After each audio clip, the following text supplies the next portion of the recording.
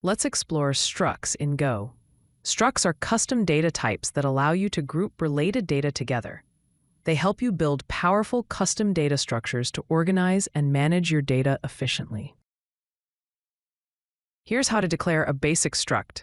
First, you define a struct using the type keyword, followed by the name of the struct and the struct keyword. Inside the struct, you define the fields, which are the data members of the struct. Structs are used to group related data fields together.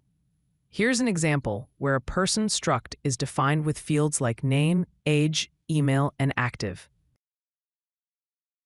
When declaring fields in a struct, remember that fields must start with a capital letter to be exported, meaning they can be accessed from outside the package. You can use any Go data type for the fields, including slices and maps. For example, the product struct has an exported field ID of integer type, unexported field name of string type, price of float 64. Tags is a slice of strings, and meta is a map of string to interface. When you declare a struct, all its fields are automatically initialized with their 0 values. This means that numeric fields will be 0, strings will be empty, and booleans will be false. This makes structs ready to use immediately after declaration. For instance, after declaring a variable of type person, the name field will be an empty string, the age field will be 0, and the active field will be false. After initializing a struct, you can assign values to individual fields using the dot notation. This allows you to set the values of the fields to your desired values. For example, after declaring a variable p of type person, we can assign the name field to Alice, the age field to 30, the email field to alice@example.com, and the active field to true. You can also initialize a struct using struct literals with named fields. This is the most readable and maintainable approach, as it clearly shows which value is assigned to which field. To initialize with named fields, you specify the field name followed by a colon and the value. This provides better clarity and reduces the risk of assigning values to the wrong fields. In the example, P is assigned Bob to name, 25 to age, bob@example.com to email, and true to active fields. Alternatively, you can initialize a struct using struct literals with positional values. However, this approach is less readable and more error-prone, as the values must match the field order exactly, and all fields must be provided. It is crucial to provide values in the correct order, as any deviation can lead to unexpected behavior. Here, values are assigned to name, age, email, and active fields respectively. So, be cautious.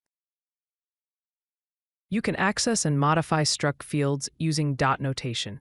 This works with both struct values and pointers to structs. This allows you to easily read and update the values of struct fields. For example, p.name is used to access the name field, and p.age is used to modify the age field. Additionally, if you have a pointer to a struct, you can still use dot notation to access its fields. Structs can contain other structs as fields, allowing you to build complex data structures. This enables you to group related data together in a hierarchical manner. For example, you can define an address struct with fields like street and city, and then include an address field in an employee struct. Address is a struct inside employee struct.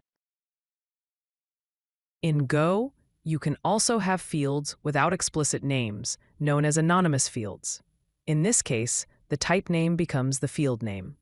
This can be useful for embedding structs within other structs, so the type will be the name for the field. Here, address and int are anonymous fields. When you embed an anonymous field, you can access its fields directly from the outer struct. This promotes the fields of the embedded struct to the outer struct level.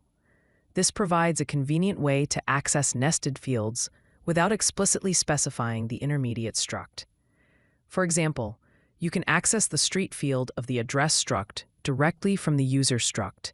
The output of u.street would be main street. In summary, structs are custom data types defined with the type keyword. There are multiple initialization methods, including zero-value initialization, field assignment, and struct literals. Structs support embedded anonymous fields for composition. Some best practices includes using named field initialization for readability, exporting fields with capital letters to make them accessible from outside the package, and keeping structs focused and cohesive. If you like this video, hit that like button and don't forget to subscribe. Visit CodeLucky.com for more such useful content.